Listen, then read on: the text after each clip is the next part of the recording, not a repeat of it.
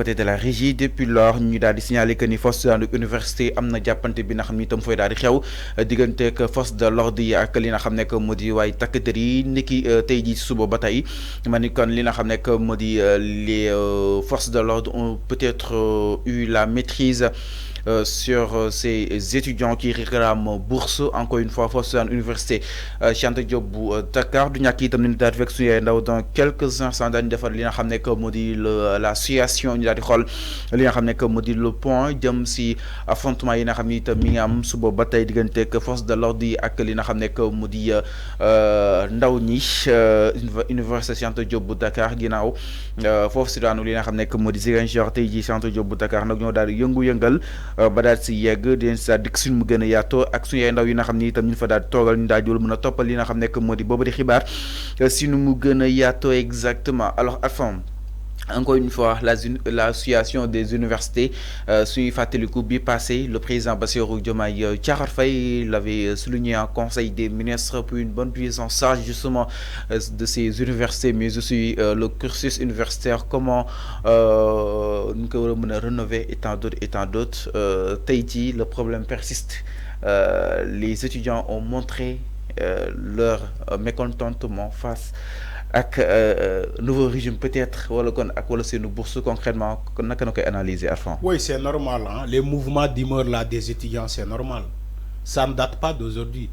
Moi je me rappelle de la grève de 88 89 la grève générale ba mu waral année blanche bi ba tey si changement systématique bi. Donc c'est des étudiants qui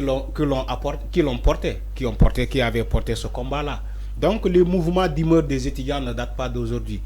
Mais man li ma mënul concevoir en 2024 ba léegi les mêmes problèmes persistent. C'est là où je ne suis pas d'accord. Okay. On ne peut pas continuer avec ces mêmes problèmes là au sein des universités. C'est à régler. On doit régler ça définitivement. Concernant la bourse, je l'ai toujours dit, quiconque d'entre nous a été étudiant. Quiconque d'entre nous, même le président de la République, son excellence Bassirou Diomaye Faye, il a été étudiant. Il sait comment la bourse est vitale pour les étudiants. Les étudiants même, ils ont ce slogan-là. Dans les fronts-là, ils disent que la bourse est vitale. Ne touche pas à la bourse parce que c'est vital. Ousmane Sonko a été étudiant à Gaston Berger de chez lui. Il sait l'importance de cette bourse-là. Donc, c'est des choses à régler. Je l'ai toujours dit. Depuis que la grève de Ziguinchor, de l'université Assane Seck de Ziguinchor, je l'ai dit, il faut régler cette question définitivement. Parce qu'on ne peut pas continuer de persister avec ces mêmes problèmes. La bourse, nous réclamons la bourse. Et aussi l'achèvement des chantiers. L'achèvement des chantiers, on ne peut pas voir des chantiers qui ont été démarrés depuis 2015. Les chantiers yoy jeexagul. État dougal fa xaliss bu ne. Maintenant, où se situe le problème? Il faut qu'ils nous disent où se situe le problème. Vous faites que chantier bu ñu démarré depuis 2015, te ba 2024 chantier bobu mënul paré. Mënuñu livrer bâtiment bobu. Donc il y a problème. Il faut qu'ils nous disent où se trouve le problème, c'est ça.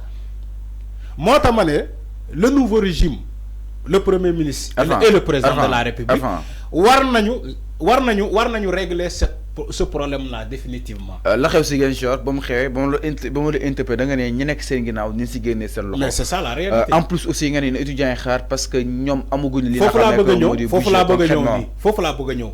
D'ailleurs je profite de l'occasion pour dire que Assemblée nationale bi voté nañ ko. On a installé les nouveaux députés.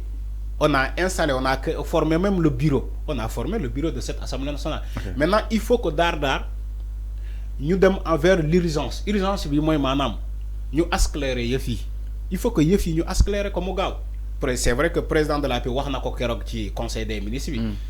Parce que il nous faut des budgets. Les ministres war nañu am budget. Surtout aussi le ministre de l'enseignement supérieur docteur Abdourahmane Diouf war nañu ko yokkal budget am. Parce que université yi war nañu romb lii. Chaque année, c'est les mêmes choses qui reviennent. War nañu romb étape bi. Même le ministère de l'enseignement supérieur war nañu ko yokal budget pour ñu mu mëna intervenir ci yenen point. L'achèvement des chantiers, les bâtiments, parfois tantôt on nous dit que il y a un problème de restauration restaurant yi nek université doyul la bourse des étudiants warul tardé lo xamantene yow tôt ou tard diñ ko fay mais warul tardé.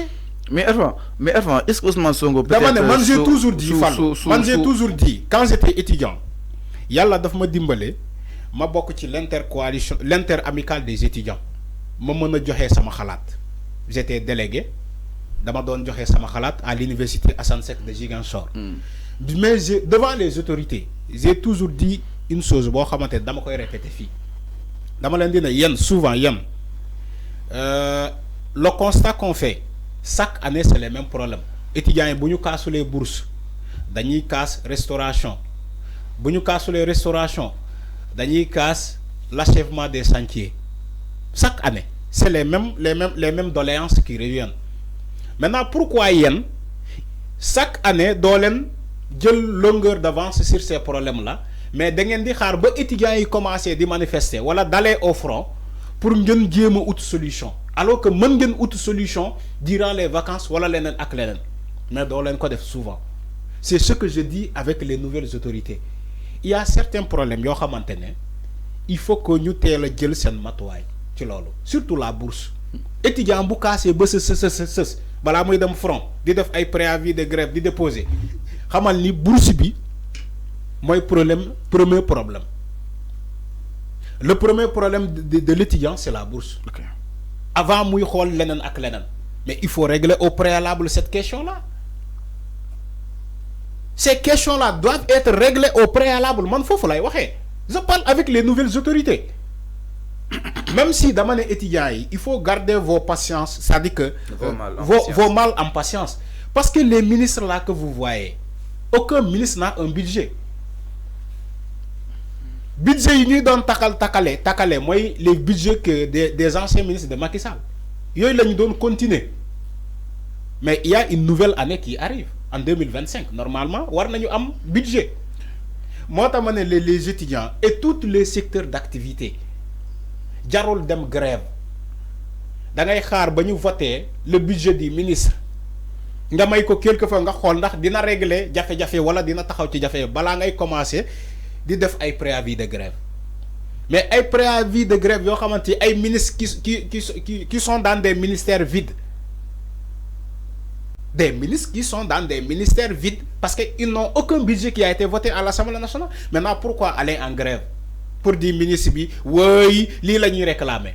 Oui d'accord, c'est bien de réclamer mais aussi dang koy tek ci yoon da ngay xam ni que ministre bi désormais voté nañ ko budget am te yokal nañ ko budget am war na mën intervenir ci li man fofu lay waxé.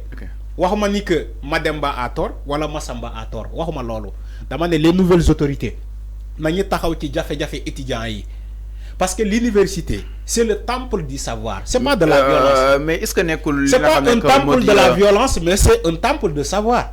Donc bu féké temple du savoir là, il faut que ñom ñu mettre dans de bonnes conditions ces étudiants là pour étudiants yi mëna jang dans de toute commodité. Parce que suñu université bi dañ koy jaay à l'Afrique de l'Ouest. Dans l'Afrique de l'Ouest dañuy jaay notre image de l'université. Le Sénégal day jaay l'image de son université dans l'Afrique et même partout dans le monde. L'université Cheikh Anta Diop fait partie des grandes universités dans l'Afrique de l'Ouest.